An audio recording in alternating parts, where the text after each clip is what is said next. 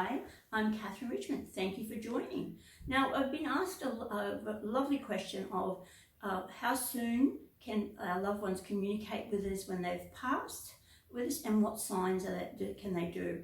So, depending on who you've been trained with and the medium status is how their beliefs are. But let me explain mine. Okay, so this is from my personal experience of 13 years that I've spent $35,000 on study, and what I study evidential mediumship and cabinet work. So it's a very different physical mediumship. Now, what we've had happen here is within moments of the person passing, they're able to come through and communicate. So it's up to your receptivity and also your grief level. So people will say to me, oh, one person in the families have been able to feel all these things and see these things and having these signs, but we're not. It's if you were closer, more attached, grieving, that you're physically missing that person, it's going to make it harder for you. You'll find that people are less detached, still of course loving them, that's not a problem, but it's their thought process and obviously looking for things and setting the intent and saying to the loved one, can you show me a number plates that you were around? Do you want to drop over a feather, something light? Is there coins, light coins that you want to do? Is there something like a sign on a truck? I have a friend who always looks for a special sign on her truck since she lost her son.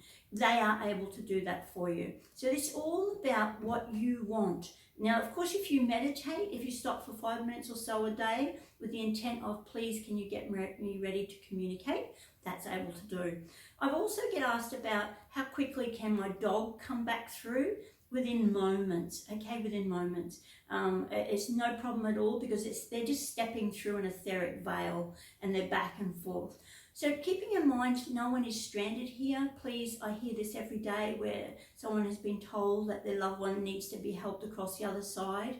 Then we're taking someone higher out of the picture. It's not necessary, okay? Then no one's stranded. There is an etheric veil here, a university of heaven if you like, where they're able to step back and forth. And they're well aware they've passed, so they do not need people to ring them up and tell them they've passed over or help them anywhere. So I study evidential mediumship and 100% proof of that's the thing. So please, it's your intent, your grief level. So, breathe. After their loved ones have transitioned, know that they've been promoted. They're just as keen to speak to you as you want to hear from them. They're really happy to. And, through the radios in cars, electronics, TVs, ask them, change music places, have fun with them, bring back the smiles, remember the fun times so that they can do that for you. Because they love you and they miss you just as much as you miss them. And a lot of them have got things to say they're sorry about and they want to do it. But you've got to look for little signs, all right? So basic things, it's about your grief level, your intention. Please set the intent. Can you show me? I'm looking for it. Have fun. The more you're laughing and smiling and playing that type of music they loved in the car and around the house, they will turn it up and down, change songs.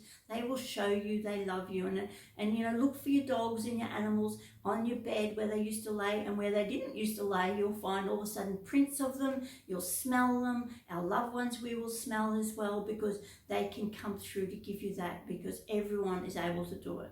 So you don't have to be extra talented to feel and see your loved ones. Everyone has 6 senses, all right? It's just your intention. So, but I hope this helps a lot. Please subscribe to our YouTube channel. We love having you on board and ask lots of questions. Thank you.